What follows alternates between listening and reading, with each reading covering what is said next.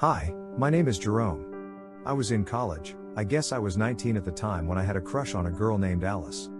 I have been secretly admiring her for 2 years, but I just couldn't muster up the courage to tell her that. I used to talk about her all the time with my best friend Felicia. I am an average looking guy, very skinny as compared to the giant hunks who surrounded her every day. So naturally my self-esteem was very low. I decided to give her a rose, on February 14th.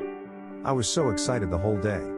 I took an hour to pick out a flower for her because it had to be the perfect flower for the best girl in college.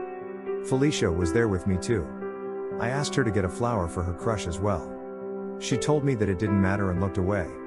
We left after I found the flower which had the best scent and had blossomed beautifully.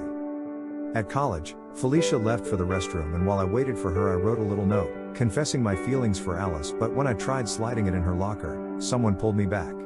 It was Mac, another guy who had a crush on her. He looked me dead in the eye and asked me what I was doing. I hid the note behind my back.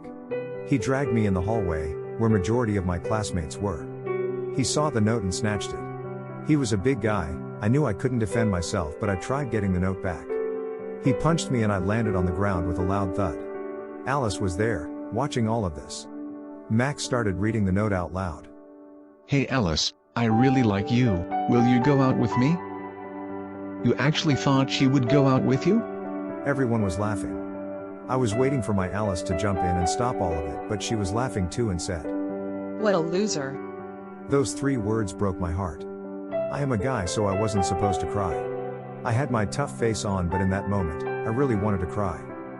Felicia came back and saw what was happening. She punched Mac and started calling him names and told everyone to stop laughing. She helped me up and we left the area. I could still hear them all laughing. I was quiet the entire time. I just couldn't believe it. How could she call me a loser?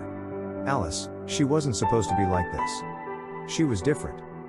I skipped college for a couple of days, talking to Felicia about it. She was talking differently now. She wasn't her cheerful self.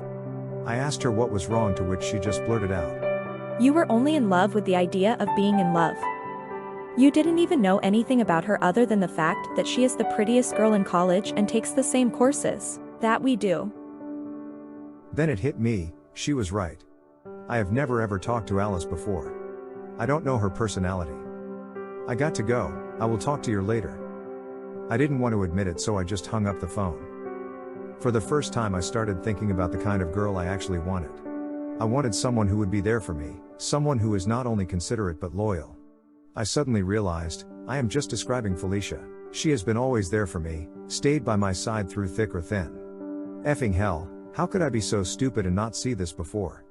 I have always taken her for granted. The next day, when I met with her at college, I felt butterflies. I never felt that with Alice. I started blushing every time she talked to me. I went home that day, feeling happy. Thinking about her all the time. I wanted to tell her my feelings today. She is my best friend. I shared everything with her, and not being able to talk to her about this made me frustrated. The question was, what if she didn't feel the same way about me and I ruined the only good thing in my life? But did I want to take another 2 years to tell a girl that I like her? Not this time. The next day, I went straight to her home and asked her to walk with me to college, which she agreed to. I told her how I felt about her and she just smiled back and said, "Well, it's about time." Turns out she has always liked me too. I was her secret crush. She didn't want to say anything because I was obsessed with a version of Alice that didn't exist. We both were just so happy. No more words were exchanged and we just enjoyed our walk to college. Fast forward it to my life now, well, I married her. I found my perfect girl.